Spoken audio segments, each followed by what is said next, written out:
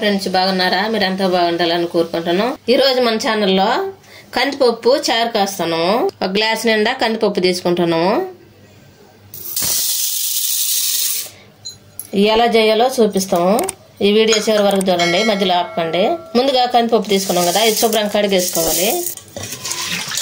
ఈ విధంగా వాటర్ పోసి కడుక్కోవాలి. శుభ్రంగా కడిగి ఈ వాటర్ అన్ని వంచేసుకోవాలి.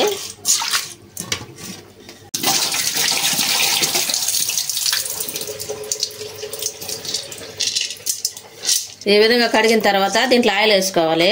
ఒక స్పూను ఆయిల్ వేసుకోవాలి. ఇప్పుడు స్టవ్ వెలిగించుకోవాలి. మనం ఆయిల్ వేసిన కందిపప్పు పొయ్యి మీద పెట్టుకొని వేపుకోవాలి. ఇప్పుడు మొత్తం కలుపుకొని వేపుకోవాలి.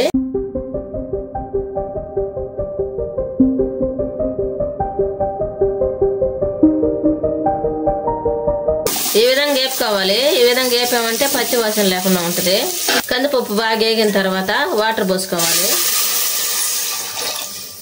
మనం 2 చెంబులు వాటర్ పోసుకొని ఉడికించుకోవాలి. బాగా ఇది మనం ఉడికేటప్పుడే కొంచెం ఉల్లిపాయలు వేసుకోవాలి. ఉల్లిపాయ పైన పొట్టు అంతా తీసేసుకొని కట్ చేసుకోవాలి.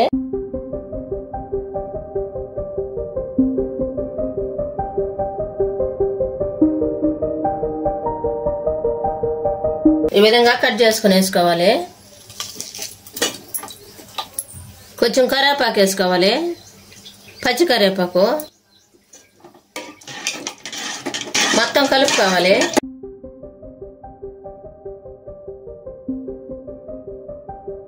ఇప్పుడు మంట హైలో పెట్టుకుని బాగా ఉడికించుకోవాలి. మూత పెట్టేసుకుని ఉడికించుకున్నాం. పప్పు ఉడికిందో లేదో మూత తెచ్చొద్దాం. ఈ విధంగా ఉడకాలి. పప్పు ఉడికిన తర్వాత టమాటాలు వేసుకోవాలి. ఒక 2 టమాటాలు వేసుకుంటాను.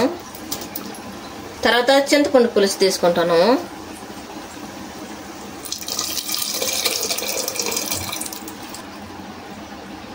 ఒక స్పూన్ పసుపు వేసుకోవాలి. టేస్ట్కి తగ్గట్టుగా కల్లుప్పు వేసుకుంటాను, అంటే రాళ్ళ ఉప్పు. ఒక స్పూను కారం వేసుకుంటాను. మూత పెట్టి ఉడికించుకుందాం మొత్తం. మనం ఇవన్నీ వేసుకున్న తర్వాత 10 నిమిషాలు ఉడికించుకున్నాము. ఉడికిన తర్వాత స్టవ్ ఆఫ్ వేసుకొని దించేసుకుంటాను. పప్పు మనం దించుకున్న తర్వాత నీళ్ళని వంచేసుకొని అప్పుడు పప్పు తోటి రుద్దేసుకోవాలి.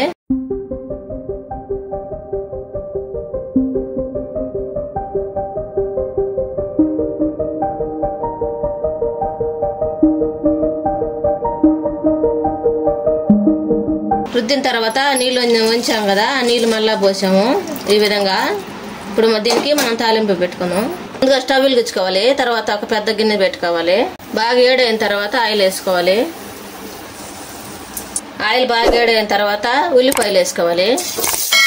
తర్వాత తాలింపు గింజలు వేసుకోవాలి. 2 రెమ్మల కరివేపాకు వేసుకోవాలి.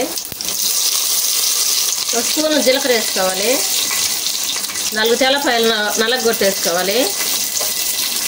2 ఎండుమిరపకాయలు తుంచేసుకోవాలి. మొత్తం కలుపుకోవాలి.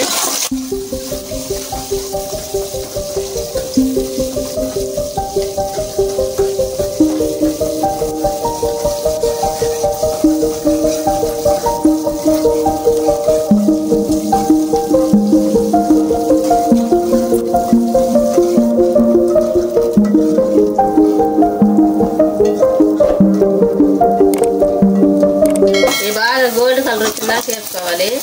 ఈ విధంగా రావాలి. వచ్చిన తర్వాత ముందుగా మనం పప్పు రుద్ది పెట్టుకున్నాం కదా, ఇవి పోసేసుకోవాలి.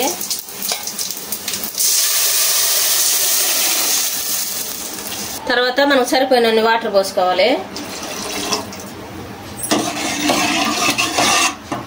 ఇప్పుడు ఉప్పులు సరిపోయిందో లేదో టేస్ట్ చూసుకొని సాలకపోతే వేసుకోండి. ఈ తెరలిందాక మూత వేసుకొని తెరలు పెట్టుకోవాలి. తెరలేదో మూత తెచ్చుద్దాం. ఈ విధంగా తెరలాలి. ఇప్పుడు స్టవ్ ఆఫ్ వేసుకోవాలి. ఎంతో టేస్టీగా ఉండే కందిపప్పు చారు రెడీ అయింది. మీరు కూడా మీ ఇంట్లో చేసుకుని ఎలా ఉందో మా కామెంట్లో పెట్టండి. లైక్ షేర్ చేయండి, సబ్స్క్రైబ్ చేసుకోండి, పక్కన ఉన్న బెల్ నొక్కండి. Thank for watching.